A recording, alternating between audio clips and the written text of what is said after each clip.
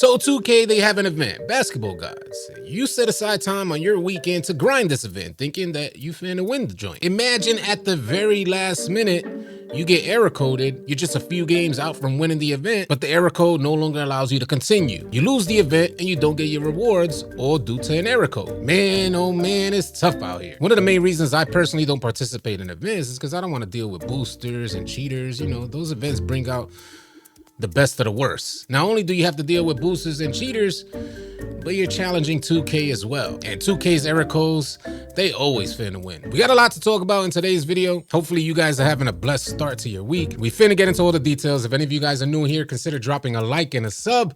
Leave your thoughts in the comment section below. Let's get to the video. It's AllCity. Load up that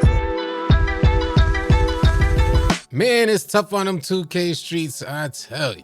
What's good, y'all? I'm AllCity, as always. Appreciate you guys tuning in. One of the first snippets that I want to pull up is in reference to the scenario that I described in the intro. Let's take a look at this post from Trey Riggs. He said, I just got error coded 5 games away from winning Basketball Gods with 600 viewers on Twitch and 1,000 viewers on TikTok. He adds NBA 2K and Evan saying, please give me my rewards, and shares a screenshot of him in 8th place, but also sharing another screenshot of the error code he received while he was live. Ultimately, he was unable to complete the event and get the rewards for his time. One thing that I know about 2K, whether you're playing offline or online, is that they seem to lack respect for the player's time. Now, I'm not an offline player per se, but I have played offline in my career, and man, some of the most frustrating stuff is just getting through either the talks with your agent or the talks in the press conference, the half-an-hour halftime report. Holding that X or A button down, it gets real old real quick. Don't get me wrong, I'm grateful that we're allowed to skip certain things, but it's still a nuisance. It's really annoying, and I can't understand why 2K just can't give us the options to skip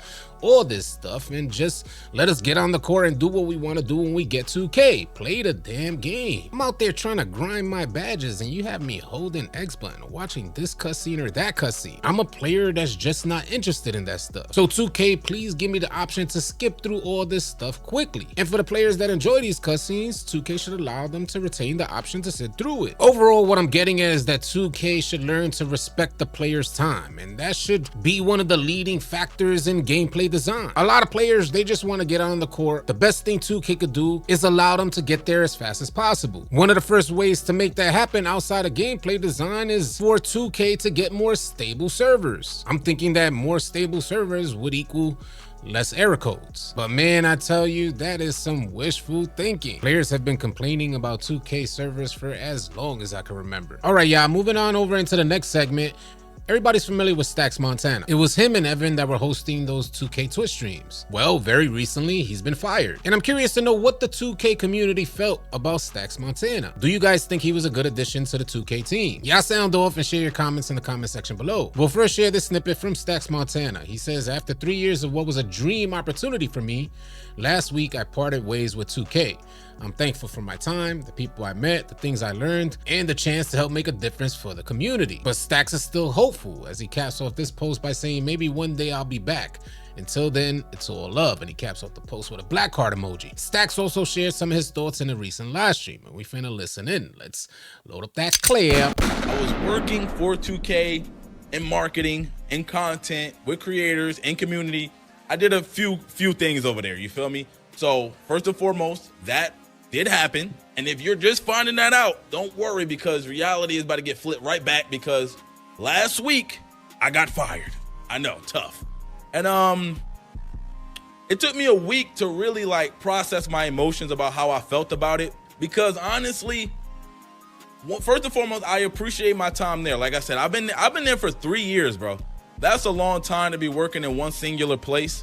So I really do appreciate my time there. I appreciate all my friends over there, especially Gabe and Evan. I just got to give a shout out to Gabe and Evan, bro. Now, me personally, I don't know Stax like that, and I've never had any sort of affiliation with Stax. But I hate to hear any man losing his job, especially when he loves what he does. So I say salute to Stax. Keep your head up, man. Dust it off and get back on your feet. For anybody else out there who's a 2K player who looks to advance, within 2K as a company. From what I've learned throughout the years, I highly recommend that you maintain your own personal brand, even while working for 2K. This way, if it comes to pass that you gotta part ways, you still have something very stable to fall back on. One other thing to add is that if you're building your brand, your name still continuing to grow, that gives you more leverage within 2K to continue to be an asset for the company. I know that's easier said than done with all of 2K's NDAs, but I believe it to be imperative, as it seems 2K is not loyal to anything but the dollar. But I'm curious to hear what you guys think about it. Again, sound off in the comment section below. Now, there's a lot of things that players disagree on in regards to NBA 2K25, but passing is just not one of those things. Passing is absolutely horrendous on 2K25. And no matter your pass accuracy, everybody falls victim to fluky type of passes. The good folks over at NBA 2K Lab compiled a bunch of clips of all the goofy passes that take place when you're on NBA 2K25. A lot of the stuff just don't make sense, but you're gonna see for yourself. Let's load up that clip.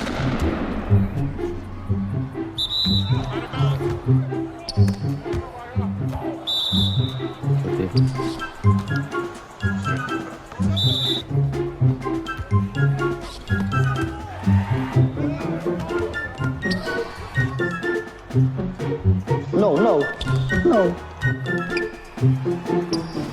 What the?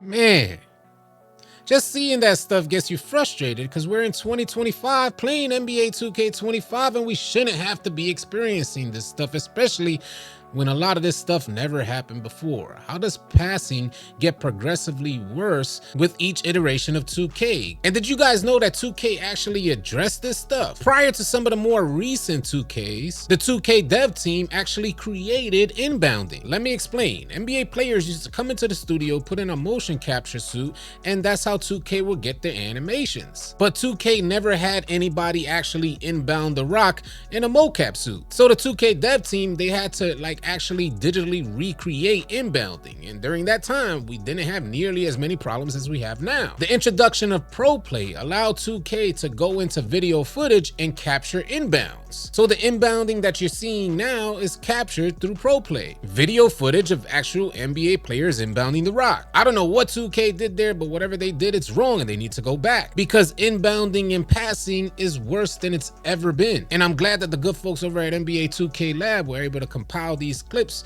and share with the public. Ain't no way 2K didn't notice this stuff. The joint is goofy as hell. And by the way, I just want to very quickly mention, if you guys are looking for the absolute best jump shots, or you need insider information on understanding badges or attributes, I highly recommend you join NBA 2K Lab. They offer you all 2K insights to help make you become a better player on NBA 2K games. If you do consider signing up for NBA 2K Lab Premium, use promo code AllCity and you guys can save yourself 20%. Now, in regards to seeking out solutions for passing for future iterations of 2K, I wanted to share some ideas and information from other members of the 2K community. I wanted to share this snippet from The Truth. He says, why don't we have a new passing system in the next 2K? It should be 3 pass buttons. You have a bounce button, overhead, and chest pass. 3 steal buttons that match. If you throw a bounce pass, you should have to press the steal on bounce pass. If you push wrong, you get no steal. Hopefully that made sense to you. It may prove to be a little more complicated for an idea like this to come to fruition on NBA 2K, but I get what he's trying to deliver here. As it stands right now in NBA 2K, we do have the option to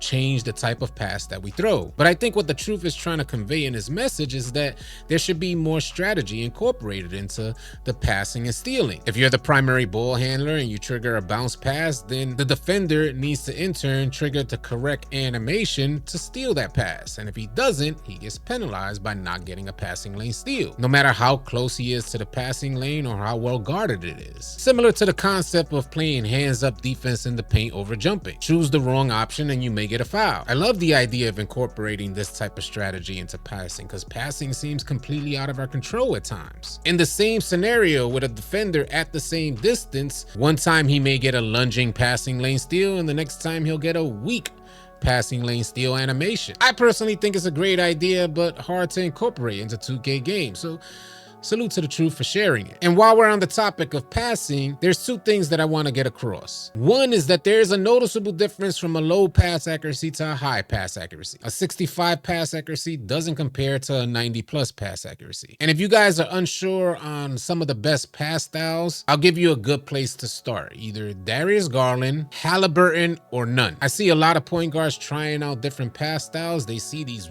wind up passes that maybe move fast, but the wind up takes a good amount of chunk of time to even start up to get that pass off. The second point that I wanted to get across is that there's a bigger issue than I think 2K even sees. Passing the rock is such a huge component of the game. And if you're unable to pass with a lot of control, then it minimizes the impact of your abilities out there. For the sake of the importance on this topic and the hope that we can create some level of change, I wanted to share this post from Spill, because this particular mechanic in passing being broken is off-putting to a lot of 2K players. Spill sent out this post saying passing needs a major rework in NBA 2K26.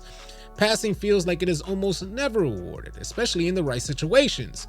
Too many times my passes are delayed and queued up, giving the defenders almost 2 seconds to react, ultimately leading to a turnover. Not only that, but one of the most frustrating things is how OP hands up defense is. I'm often throwing it directly off the person's face who was in front of me.